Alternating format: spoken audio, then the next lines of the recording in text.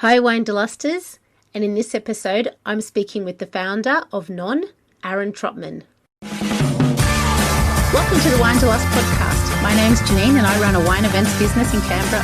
But my real passion is travel, and my bucket list is to travel to every wine region in the world. In this series, I'll be exploring some regional Aussie wine destinations. I'll give you some tips whether you're planning a romantic getaway, a girls' weekend, or you're dragging the kids along. So pour yourself a glass and let's get exploring.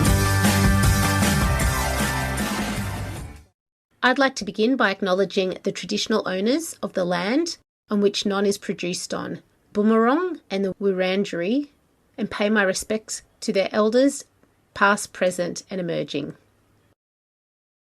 In this episode, I'm speaking with founder of Non, Aaron Trotman. Non is the first non-alcohol cellar door in the world. It opened up in Melbourne a few months ago, and their monthly open days have been selling out fast.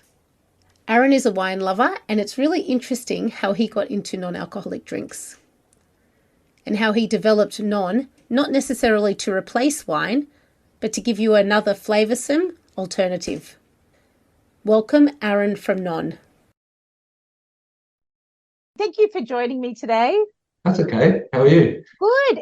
Let's talk about Non, because I found it really interesting that you kind of kicked off the idea, I guess, with part of your world trip, and your wife is a non-drinker. Mm-hmm. Yeah, so I was one of those desperate foodies that would travel around the world. I'd look up where Anthony Bourdain ate. I'd try to get bookings at all those places, and some of them you can't get bookings, obviously. And then the Michelin Guide. So where it really sparked to me was on that trip through Europe, and we had dinner at the Clove Club.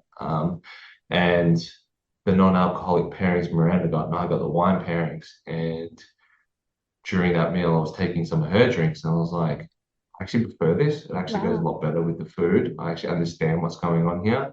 I think for most people, the color of the wine is the color of the wine, and that kind of suggests what food it goes with. And it's not perfectly paired, and there could be some nuance in there, and it doesn't actually suit your palate in a wine pairing. Also, the dinners are quite long. Sometimes they're very hard to remember the end of the meal because they're so long, and the consumption's so high that somewhat irresponsible in many ways. Very true, actually. But yeah, and I was like, this is great. And then we just continued that journey and doing those meals because that's what we like to do, and that was our date night, and had more of them back here at home in Australia. I was like, these drinks are brilliant, but the problem is that you have to spend north of $300. It's hard to get a booking. You have to be there for 3 or 4 hours. Sometimes you've got to travel a long way to do them, which is all great. It's all a great experience, and I highly recommend it for most people, but it's also not very accessible. And for me, it clicked. I was like, well, hang on. If the best restaurants in the world aren't using alcohol-removed products, there has to be a reason for it, and this level of drink needs to be in the bottle. So I was like, why buy that in the bottle? I had a chef help me develop the recipes, and that was it. It was like there was a need for it, and it caught fire straight away, and we're the first brand in the world to commercialize it, and basically create the category. And they're starting to catch on now.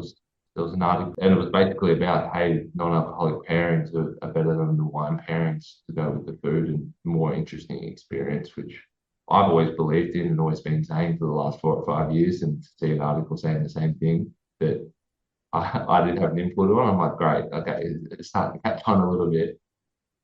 That's so true. I only had heard about this quite recently, about another non-alcoholic pairing, and about a sommelier in Canberra. She was doing that, and that became her passion. So when I heard your sort of story as well, it is very interesting how that's taking off. I was very kindly sent a sample box of a couple of your bottles, and that the ingredients are really interesting. And so what you just said about having a chef helped you, because I noted in one of the writings it said that you adopted a culinary approach. So that made me wonder if you approached a chef to help you with the ingredients and the sort of pairings that you put together, because they are very unique, things like yuzu and toasted cinnamon and raspberry and chamomile and sour cherries and things like that. I just thought that was not bartender might put together sort of necessarily. Yeah, and it was important to have the balance in there. and the chef's and sommelier's palate is probably more suited to what we do than the bartender's palate. Reason being is that using cocktails and cocktail ingredients and syrups and everything, and they're very sweet, and alcohol pulls it back into balance. So to not have that alcohol pull you back into balance from everything that you kind of have to rewire your brain as a bartender. And I had a beverage now is a fantastic and amazing cocktail maker and made won awards and made some of the best drinks on menus around town in Melbourne. But just having to change the way he thinks and everything that was quite natural to him. It was a really interesting development to see Nick go through in the team. And yeah, it was, because what we have is fruit, tannin, salt, and acid. And that's the things, kind of the benchmarks they talk about in wine. Yeah. And then we've got all of those things from the ingredients, just in a unique way. But also it was really important from the get-go as well that we weren't trying to replicate something else and trying to make something unique. So while it's a wine alternative, we didn't want you to go, hey, this is Chardonnay without booze in it, or this is just a shitty version of a rosé or something. And that's always been the point here. And that's why it's an alternative to it. You have it in the glass, you have a very similar food, but that's where it ends. And I actually really liked the food pairing suggestions, because I think I was like, what do I eat with this? So those pairings that came with my box was very helpful, because I made a fish pie with the number 3 and that went really good. And last night we had the dark chocolate with the non-7. I have to say that was excellent, because it was midweek and the non-7 is the stewed cherry and coffee, sparkling. It looks like a sparkling red. We wanted some red wine midweek and thought I'll give this a go. And it was really good. And as you were just saying, with some non-alcoholic wines, it's the weight of the drink. You compare it to wine and you kind of miss the weight. And I found that the non-7 had a fairly good weight to it. Like, I didn't feel like I was missing out on having a red wine. It kind of gave me that hit I was looking for on a midweek night. So yeah, thank you. I'm glad you enjoyed it. The weight is really important, and that's from using the extraction techniques that we do and processing all the ingredients. You can't get that weight in there without roasting the cherries in the oven, having the spices bloom, and then layering in the coffee and the cascara and the texture, and using verjus is important. And, all of these things are just building blocks, and then we don't add any sugar in that one, but in some of them we do have to add sugar. But the sugar for us is the seasoning. So depending on the ripeness of the fruit that we've got in at the moment, will determine what the sugar is, but it's always going to land at the same point in terms of a Brix and pH reading. So we can we balance it out that way. Sugar essentially is kind of like our salt and pepper if you would finish a dish. And it goes in right at the end just to get that balance in there and body weight. And when you remove alcohol from products, ethanol carries a lot of the body, and pretty much most of it, and it also strips out a lot of the sugars as well. And that's why they add more sugars and they add something else in there. And that's why we don't use any flavors or flavor houses. Like, it says natural flavors, but sure, it came from a natural ingredient, but still it's not exactly what a natural flavor tastes like. If you go to a flavor house, it's a raspberry's very candied. It's something that they've decided in the 80s focus group, like all the kids are going to go wild for this, and then that's all the raspberry flavors that you can buy, and that's why they all taste the same. But raspberries are actually really tart. They actually don't have a lot of flavor as such. And that's what's really interesting once you start like breaking down ingredients properly and you go, oh, this is what it actually does, and you have it in isolation. But then when you put them all together, which we do with the flavor workshops at HQ, is you go, oh yeah, and you're like, oh, and then you see how it all comes together, and then you have a glass with something to eat by itself, then with something to eat, see how it changes again, and then we can really layer on context by coming down and showing people exactly what we do. Because you've got 7 different flavors now. Mm-hmm. How long has it been putting them all together? Like, has it been over a period of a couple of years, or did you develop all 7 of them before you put it out to market? Or so we launched with 3, so 1, 2, 3, and then 4 and 5 came fairly quickly into the second year. So we're in the fourth year, just for context. And then 6 and 7 were in the third year. And then we stopped. I wanted to really push hard on innovation, but I realized that making 7 of them all the time, having them in market all the time, we started to have consistency issues. We don't get the same affordability that wine does, where it's like, this is the year, this is the vintage, this is how it presented. Although we're exposed to all the same things that happen to wine, weather, humidity, different seasons, all floods, whatever they are. Yeah. So we're exposed to all those things, but we get treated in the world where it needs to be super consistent. We can't get it fully consistent with the natural ingredients that we use, but what we can do is we can get them pretty close. And we had to stop in the NPD realm just to actually do the NPD within what we already had, get a better supply chain, make sure we're working with the same people, that they can scale with us.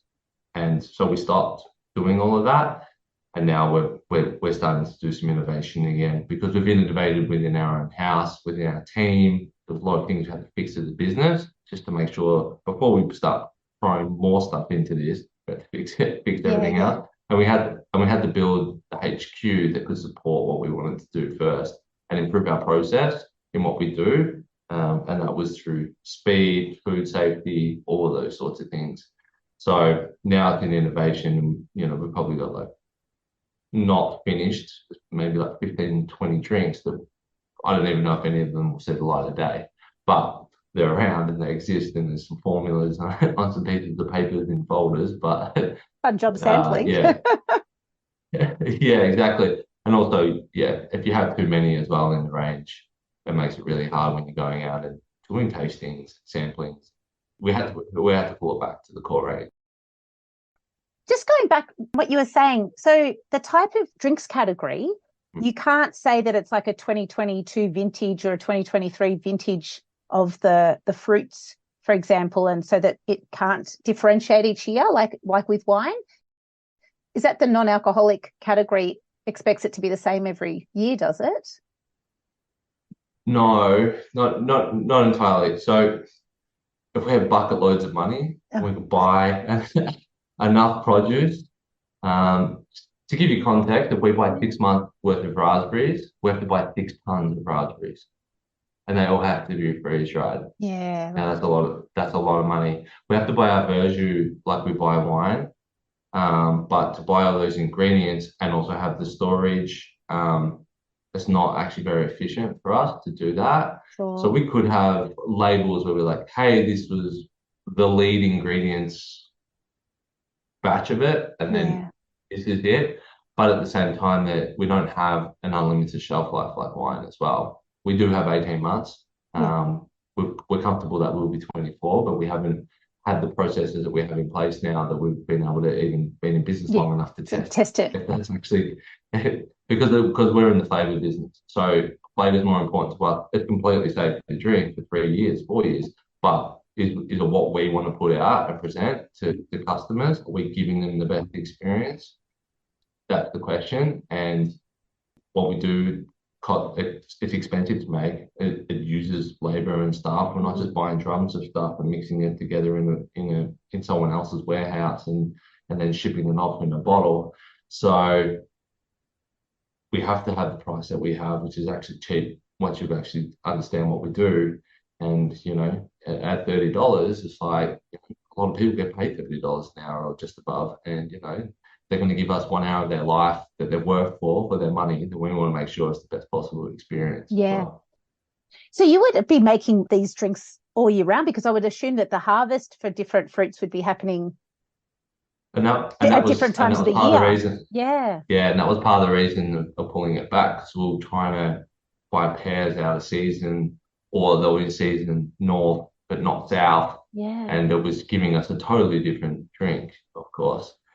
The reason why the core range is that we can preserve is the right word, but I don't want it to come across like we're adding preservatives to the drink. No, that's not what we're doing, but it's a freeze drying of the raspberries, the cherries are frozen, the oranges are dehydrated, so we can buy what we want in enough quantities that we can get that in, and we can keep the product as consistent as possible. And we hold about 6 months worth. And the reason for that as well is that the storage conditions can change the product that we have in the warehouse as well. And we still don't fully understand exactly what they do and how they present yet. So we don't want to like just have all this stuff that, waste is even worse than anything else. So we don't want to agree with that. any more Definitely. waste. So definitely. we're really careful about it. So you've opened your non-HQ cellar door. It opens once a month on a Friday, the first Friday of the month. We've got up to 8 people, and I think we're doing 3 a day at the moment. We tried doing 4, and that was a bit crazy doing the table reset. We pulled it back to 3, and we're like, okay, I think that's enough. We're still testing the waters on all of these things and figuring them out like any small business does. It's going really well though. What's the experience that people can expect when they come along? So you get a hello from me. Great. And we get to do a high five, and I get to give you a little spiel, and then you do a flavor workshop. And then from there, basically the point is that we lay on context throughout of what we do as you go through the facility. So you do a flavor workshop, and then you see, okay, well, this is it in a little dish, and then this is how much we put into this, into another bit. And then we go out to another bit, and then you come down and you sit down, and I've made a dining room in there as well. And then you have pairings, and the people that make the drink will talk you through it, just like a winemaker would or a master blender would. You get that experience in non-alc, and that's something that we're very fortunate to do. We've always wanted to be really transparent. The ingredients that we use are on the front of the label, because we're not using anything that you don't have in your home fridge or your kitchen cupboard. We're not using anything wild. So we put it up front. This is what's in it. And that is exactly what it is in it, and that's it. Because the front of the label and the back of the label say the exact same thing. Yeah. We've got nothing to hide. If you come in and you actually want to be dumb enough to actually try to do this yourself and steal what we do, then go for it. we can all do it at home then after our tour. Dehydrators and everything else. Yeah. It'll probably put people off more than I think to encourage people. Like you said, maybe $30 sounds like very good value after seeing all the work that goes into it. That's the plan. So that's been going only for a few months, the cellar doors. I think we just did our 3rd one last week, I think. So that's the 3rd month of it. Yeah. It's been booked out. Great. Every time. Yeah, when we did it, I was, okay, we'll build it, see if they come. And they came. I remember when I first came down the stairs, and on the first one, I was just sort of standing there, like, looking really dumb, and, and everyone's kind of like looking at me. I'm just like, I actually can't believe people are here. That's how I started the tour. But thank you. I was like overwhelmed. I didn't know what to say. Yeah, it was good fun. And so you're going to start opening on weekends, are you? That's the plan. Yeah, we definitely want to start doing that as well. Like, I know that the non-alc scene has just gone absolutely gangbusters in the last couple of years, but do you still have any resistance, people querying non-alc? Like my husband, for example, he's old school. He's like, I'm not sure about this. And I'm like, just, give it a go and that. And he was very pleasantly surprised with the red last night. I definitely understand people's concerns from a consumer point of view around non-alc products. Generally they're quite sugary, they're unbalanced, they're one-dimensional. I understand it. I totally understand why people might have some reservations towards it. I think what we do as a product is we can convert those people, like your husband. And I think that that's really cool that we can do that and pique their interest enough by the ingredients on it and going, in some ways, there's no way this could taste good. There's no way that this could work. Give me a try this. That's kind of what we want. And also we want the flavors to somewhat be polarizing. And that becomes a conversation starter as well. You go, wow, try this. Like, no way, and it's really interesting. And then you also get to find out more about a person that you didn't know. You're like, really? I didn't think that about you. So I think it's a really interesting way of socializing. I think that non-alc is now probably getting treated similar to how vegans and vegetarian options did on menus. Yeah. You're almost probably a bit out of touch and out of the loop if you're not catering for non-alc. And also we've found that even online menus are kind of an afterthought. Like you can look at an online menu at a restaurant before you go and you're like, great, I'm going to get this, this, and this. And you get there and it's totally different. They don't update them. And we've even found that in that, if you don't have them updated, you could possibly like lose some bookings. And you know, every dollar counts at the moment. And you don't want to be losing a booking of 8 people because one person wasn't drinking. You didn't have the non-alc list updated. And I think that the trade's starting to see that, and it is getting easier to have the conversation with them. For us, having a product that goes really well with food, the kitchen's happy, the somms are happy, the bar's happy because it's easy. Yeah. You know, even staff retention and staff turnover is quite high at the moment in hospitality, and it's really hard to get good staff. And having something that you can just pour, good to go in a wine glass, and you don't need too much training behind it. It's a great solution for them. And that's what we're seeing like around the world as well. And how we serve the purpose there as well in Singapore, Japan, even the US, and on and on. So yeah. Non is all over those countries, is it? Yeah, so we're in 8 countries at the moment. Yeah. Congratulations. That's fantastic. Yeah.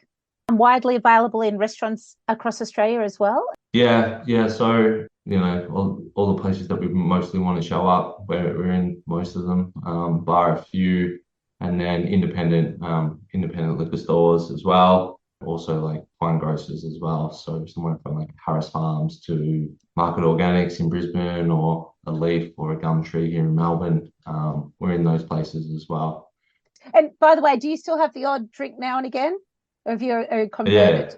No, I like flavor and I like socializing, and you know what? I really like wine. But if I don't want to drink wine, I want something that's really good and has flavor and goes well with my food. And that's always been what's been important to me. So it's easy to moderate when you've got really good options. And it's obviously really difficult if you don't have really good options and you don't have something in a similar vessel to other people that are drinking and just feeling included at the table. So that's so true. That's the reason for being, I suppose. Yeah, and I tell you what, I know when I was pregnant, having something in a wine glass, if it was just like a lemonade or something, but to have something a bit classier would have been really wonderful a few years ago when I was totally my boy. So it makes a big it makes a big difference, you know, just that extra, like how far you have to go with it, you know. It's just, it's delicate, it's eloquent, and it makes a big difference. Yeah, I agree. Oh, congratulations. I think it's a wonderful product, and I look forward to getting down to Melbourne and visiting sometime. I look forward to seeing you then. And some quick stats on the region. So Non is located in Melbourne. Melbourne is one of the premier places in Australia for food, drink, art, culture and music. It's the second largest city and there's heaps to see and do. Non is in the suburb of Cheltenham. This is about a 35-minute drive from the city centre, or about an hour from the Southern Cross station in the city on public transport. For accommodation, Melbourne is full of hotels, motels, hostels and house accommodation of all budgets. And this episode wraps up Season 6 of the Winederlust podcast. Keep an eye on my socials or subscribe to my newsletter to find out when the next season is dropping. And until then, happy wine travels. Thank you so much for listening. You can subscribe now to get each episode as they drop. You can also check out this podcast on YouTube and see pictures of the region and the people I've spoken to. Go to winederlust.com.au, that's winederlust.com.au for everything discussed today. You can also subscribe to my newsletter to hear all about my upcoming events and other news. Till next time, happy wine travels.